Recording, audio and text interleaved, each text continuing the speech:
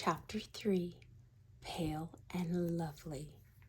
The book is Beauty and Cosmetics, 1550 to 1950, by Sarah Jane Downing, and I am your host and beauty historian, Hilary Clark Mina. Let's go. Without Gloriana to emulate, women wanted to be beautiful in their own right, and the concept of feminine beauty reached beyond the formalized ritual of creating the correct face. The hedonistic Jacobean court epitomized not just style, but splendor over content, where scandal and romantic intrigue took precedent over the business of state. The Stuart beauty was lush and sensual. Beyond that, it did not much matter, as to be beautiful was more important than any spiritual or intellectual quality, and ladies were viciously criticized if found wanting. Wearing makeup became a mark of political affiliation with the Stuarts and the debauchery that they stood for.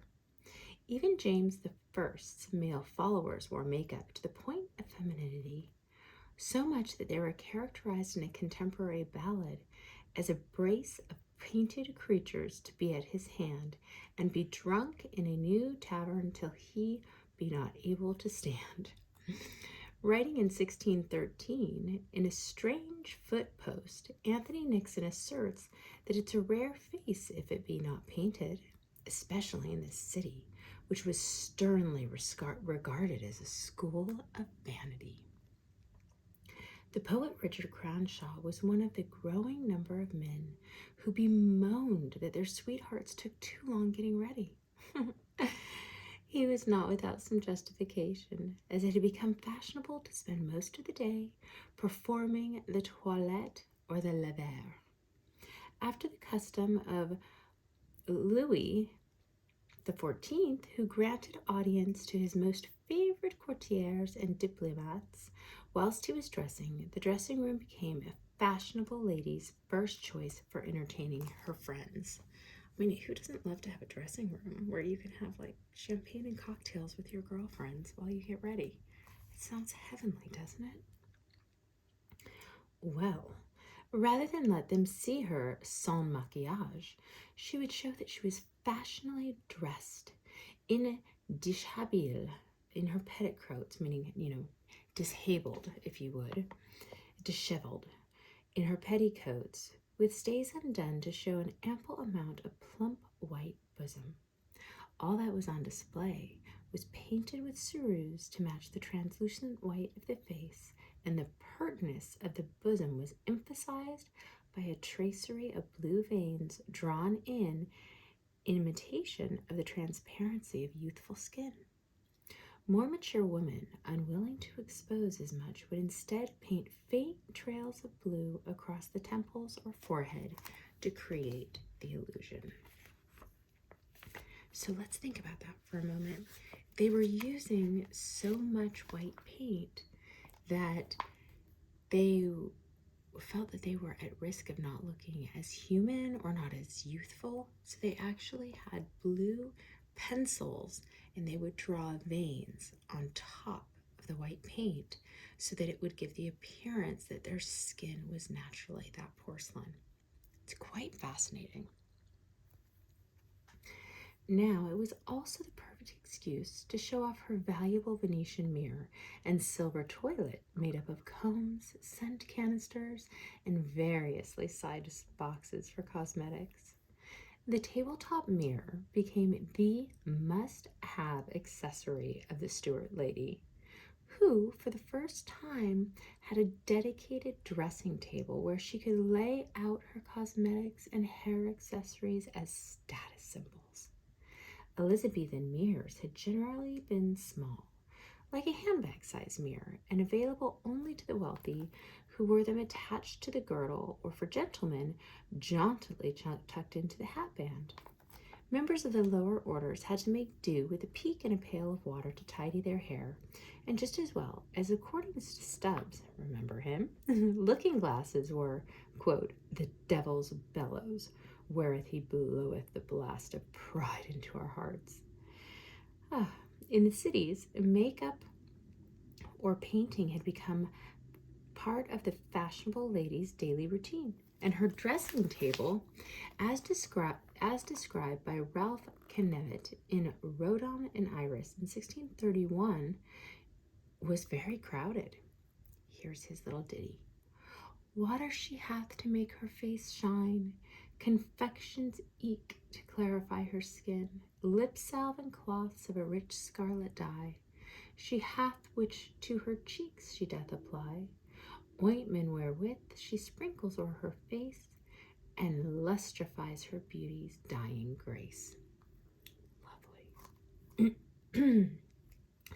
The, quote, cloths of rich scarlet dye were known as Spanish wool or Spanish paper. The cloth impregnated with cochineal was gently moistened and rubbed on the cheek or lips to create the desired effect. This was one of an improved range of pigments and exotic ingredients imported from all over Europe and the East, mostly by the Levant Company based in Aleppo. Cochineal or dried saffron petals were used to produce shades of scarlet, carnation, and rose pink, indigo for shades of blue, and henna for brown and russets. Where cosmetics were concerned, the Puritans were utterly condemnatory, citing their use as worse than committing adultery. Gasp. Even the medieval church had been more tolerant, allowing that cosmetics could be used in extreme cases to mask deformity or if a husband demanded it of his wife, of course.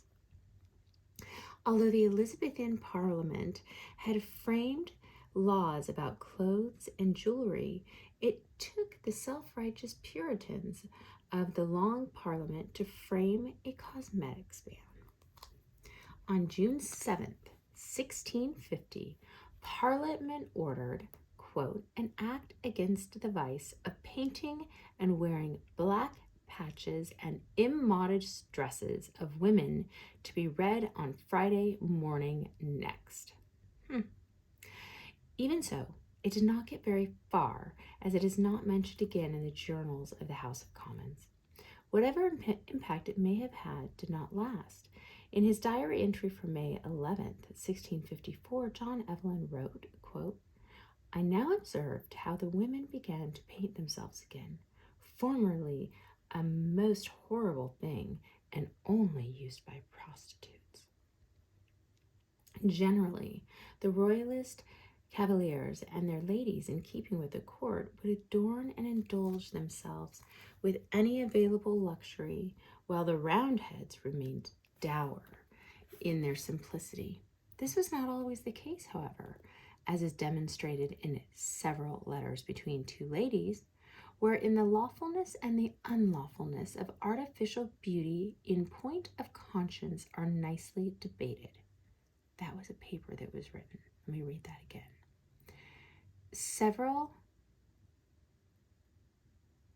I'm sorry, I did not read the whole thing. Here we go. Several letters between two ladies, wherein the lawfulness and unlawfulness of artificial beauty in point of consequence are nicely debated, published for the satisfaction of the fairer sex. The Puritan lady argues vehemently that his painting is condemned in the Bible as, quote, the practice of lewd and wicked women like Jezebel. It should be banned, but she is trumped when the royalist lady points out that her powdered hair, expensive lace, and gold earrings should therefore also be banned. Touche, sister. Reputedly, Venus had a beauty spot, one lovely drop of darkness to highlight her perfect complexion, the imperfection that made her beauty complete. It was probably an emulation of the goddess that patching was known in Roman times. Patches first began to appear in England in the late 16th century, the fashion reaching its height in the later 17th century and remaining popular in the 18th. So that is 300 years of using these patches. Now, I'm going to take a moment and I'm going to show you a couple of these photos. So we see, if you haven't already fallen asleep, so we see here this mirror. This is from 1600. We're starting to see mirrors become more common. We're seeing lots of décolletage. And then here we're seeing the masks, the first signs of a chatelaine. You can see she has a mirror there, kind of like the first purse. We'll get to that. We have a mask, the Lou mask, which is a half mask. We have a man wearing patches. More patches. Now I want you to keep this in mind. I know that looks wild, but can you see on her forehead? That's a stagecoach. A stagecoach, it's a carriage coach. More patches. And more patches. So we're going to talk a lot about patches. They had mystery and political and social indications. So here we go. Women were not the only ones to patch. The Elizabethan dandy would decorate his face with stars, crescents, and lozenges, quote, to draw an errant fop from top to toe, whose very looks at first class shew him so. Give him a mien, a proud garb, a dapper grace, a pert dull grin, a black patch across his face. Certainly it would seem that they were considered romantic, as in 1640, Gladsford advises, quote, if it be a lover's part you are to act, take a black spot or two. It will make your face seem more lovely and appear more gracious in your mistress's eyes. I hear a message in there. Beauty spots were made of black silk, black velvet, or very fine perfumed Spanish leather in red as well as black. They were glued to key areas of the painted face with the intention of highlighting its beauty, each position named according to its charms. The coquette was situated near to a pretty smile, the passionate at the corner of the eye, the gallant as a dimple in the middle of the cheek. Unfortunately, some did not have free choice over the position of their patches, as the recluses were also worn to cover moles, spots, and smallpox scars. An anonymous and rather unchivalrous poet in Wit Restored, written in 1658, wrote, her patches are of every art, for pimples and for scars. Here's all the wandering planet signs, and some of the fixed stars. Already gummed to make them stick, they need no other sky. Why? The dot was classic, but stars and crescent moons became ever popular, along with a rather unusual motif, as observed by the author of England's Vanity in 1653. Okay, this is going to give us a little Old English here.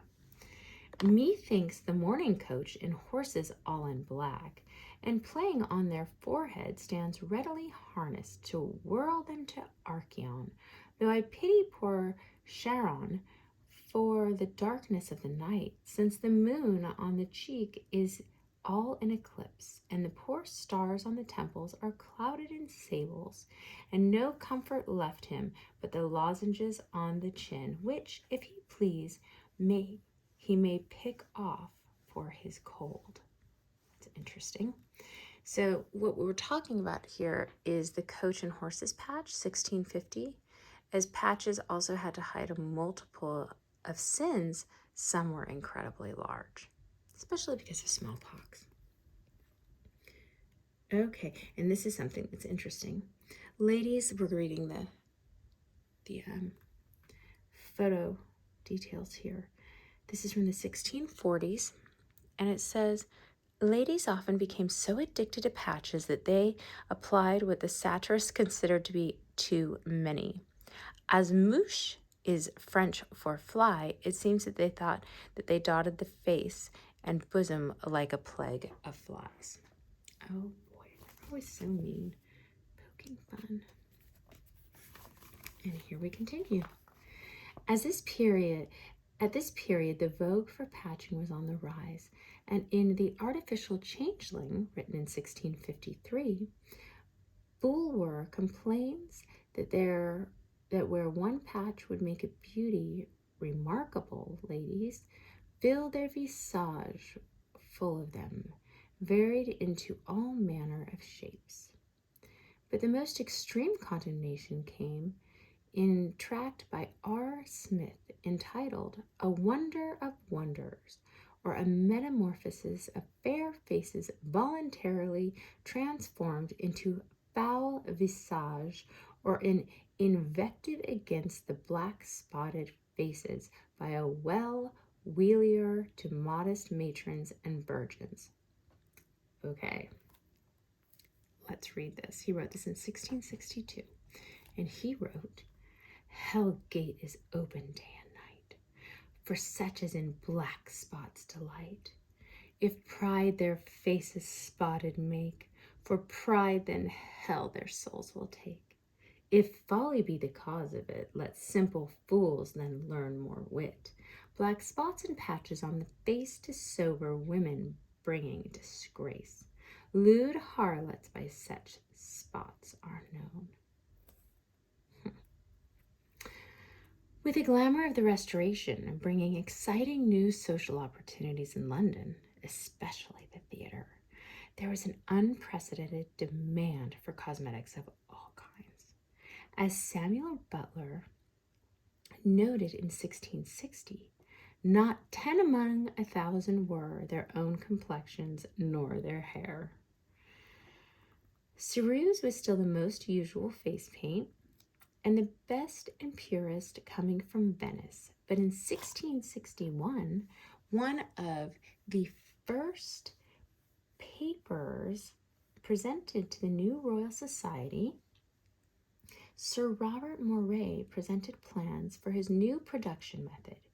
He would cast pigs of soft lead, beating them into flat sheets. Okay, so a pig is a container in this situation, just so you know, because we do hear about a lot of animal fats, but here he's talking about soft lead. So he would cast an amount of soft lead, beating them into flat sheets, which were then rolled and placed into pots, resting on a bar so as not to touch the bottom. Vinegar was then added to effect the conversion, and as each pot was covered with a lead sheet and stacked on a bed of fresh horse manure for 3 weeks' digestion. Afterwards, the lead sheets were unrolled and beaten with battledores until all the flakes of white lead came off. These were gathered and ground into a very fine powder, which with water added was left to dry in the sun. The hardened ceruse block could then remain white, and with a touch of perfume added to be used as a complexion paint, or with the addition of colorant become rouge. Sir Robert was quite candid about the potential hazards of his method, telling the committee that the staff performing the process might suffer stomach cramps, constipation, shortness of breath, dizziness, acute headaches, and sometimes even blindness brought on by the noxious fumes of the lead.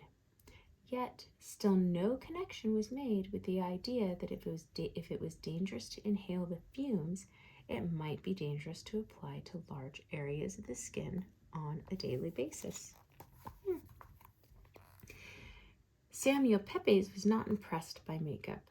Writing of Nell Gwynn and Miss Nip, quote, "But Lord, to see how they were both painted would make a man mad, and did make me loathe them." Although clearly not for too long, as he ended up having a fling with Miss Nip in 1663, meeting her for a secret rendezvous in a darkened supper box in the Vauxhall Gardens to avoid being discovered, and possibly also to lessen the effect of the makeup. Shocking, right? He was not immune to the charm of patches. On Thursday, 30th of August, 1660, he writes, "This the first day that ever I saw my wife wear black patches since we were married." He must have been impressed, because on Sunday, 4 November 1660, he notes, "My wife seemed very pretty today, it being the first time that I had given her leave to wear a black patch." Seemingly, patches were addictive, as a couple of weeks later, Elizabeth, his wife, was wearing several, but luckily, she looked far handsomer than the Princess Henrietta, her husband said. He then attended the Royal Theatre on Friday the 12th, June 1663, where he witnessed one of the first occasions of the Renaissance of the vizard. Remember the vizard mask? Here's what he has to say. "My Lady Mary Cromwell, who looks as well as I have known her, and well clad. But when the house began to fill, she put on her vizard, and so kept it on all the play, which of late is becoming a great fashion among the ladies, which hides their whole face." Now here's why. Let's see what you think. Theater was incredibly important during the Restoration era, especially with that greatest novelty, the female actress. Ladies did not want to miss out on such a fashionable entertainment, but as some of the Restoration plays were rather ribald, ladies would wear the masks to spare their blushes. Or to hide their interest, because it wasn't ladylike to be interested in such things. Elizabeth was keen to adopt the fashion, as he said of his wife, quote, "So to the exchange, to buy things with my wife, among others a vizard for herself." Cosmetics were expensive, and even although not much was worn outside of London and the most fashionable resorts, it was still highly desirable. In the Beaux Stratagèmes by Georges Farquhar in 1707, the highwayman Guibet presents the innkeeper's daughter Sherry, much to her delight, with the expensive gift of a pot of ceruse that I took out of a lady's under pocket. Little pocket thief. Patches remained popular, and in Queen Anne's reign, took on new significance beyond fashion as one of the first means by which ladies stated their own political affiliations. Now we're getting good. In 1711, the Spectator reported, and I quote, "Politically minded dames used their patches as party symbols. The Whigs patching on the right, the Tories on the left sides of their faces, while those who were neutral decorated both cheeks. The censorious say that the men whose hearts are aimed at are very often the occasion that one part of the face is thus dishonored. It is certain that there are several women of honor who patch out of principle, and with an eye to the interests of their country. Nay, I am informed that in a late draught of marriage articles, a lady has stipulated with her husband that whatever his opinions are, she shall still be at liberty to patch on which side she pleases." Okay, let's show you a photo here. They're clearly gambling, playing a game. And the title of this was painted in 1735, and it's called The Orgy. And this was by Hogarth. From the way that Hogarth uses beauty spots, it would seem that in his day they were associated with women of ill repute, certainly with disease so rife that there was a distrust of beauty patches and makeup in general for what they fear they might conceal. Enter the Merkel. Okay. Patches are still listed by Anstey as a lady's necessity in 1766, but generally fade away with a more natural look fashionable at the turn of the century. Perhaps it is French writer Théophile Gautier, in his Song of Praise to the Secrets of the Toilets, who best describes the reason why ceruse remained so popular despite its cruel effects. Oh boy. Here we go. Just as skillful painters bring the flesh tints and draperies into harmony by the use of pale blues, women powder their skins white so that it may not appear gray beside the lace, shot silk, and satin.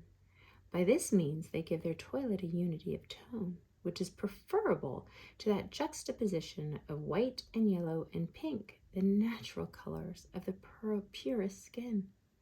By this fine dust, they give the skin a marble gleam, and take from it the appearance of that rosy-cheeked health for which our society implies coarseness. So you can take a look at this beauty. So this was in 1770 by Fragonard, Les Belles Douches. When it became fashionable to have strikingly black eyebrows, most women had to resort to remedial measures like using a lead comb to shape and darken the hair. Brows are back. Look at how cruel this is. Now take a closer look. You see everything she has. They're taking a wig off. Her teeth are in her hands. She has her spots on. And this is called Pride. It's a satire from the 1750s. And of course, it's like they're like the mean cartoonists, basically, in the newspapers. Satirists have always taken cruel delight in mocking women, like this faded beauty who, as yet without her plumpers and artificial teeth, is boosting her thinning hair with a wig and concealing her wrinkles with a multitude of patches from the patch box she holds. Okay, don't worry if you don't know what a plumper is. We are getting there. Okay. This is another cruel photo, but we're going to pay attention to that little item right there. What was gained in a beautiful, clear complexion was lost quite literally elsewhere. The more expensive, better quality whites had a high quantity of lead, which not only corroded the skin but caused hair loss. A good thing for an unfortunately hair-lipped woman, but frequently a disaster for the eyebrows and a regrettably receding hairline. Luckily, this coincided with, or probably created, a look with the hair whisked high off the forehead in a tall and fantastic arrangement.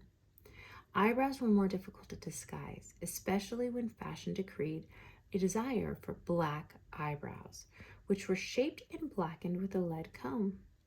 Lady Mary Wortley Montagu described the very theatrical look of the ladies of the court in August 1716.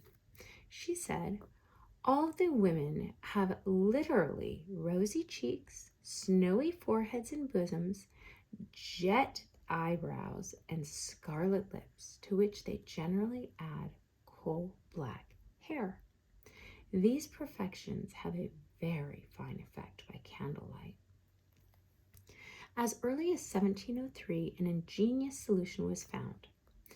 With mice, the unwanted guests in many houses, their short, silky brown fur somehow suggested itself as the perfect material for the artificial eyebrow.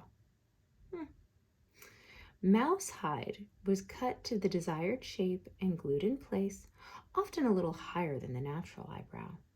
Unfortunately, wherever they were put, they had the tendency to come unstuck, and it was not uncommon to see a grand society lady vainly trying to keep her dignity while trying to rescue and replace a wayward mouse brow. The eyebrows might also be lost in other ways, as the poet Matthew Prior wrote in 1718. Oh boy, here we go. Helen was just slipped into bed. Her eyebrows on the toilet lay. Away the kitten with them fled, as fees belonging to her prey. Then madam must get herself up to bait a trap, sensible that on little things as sages write depends our human joy or sorrow. If we don't catch a mouse tonight, alas, no eyebrows for tomorrow.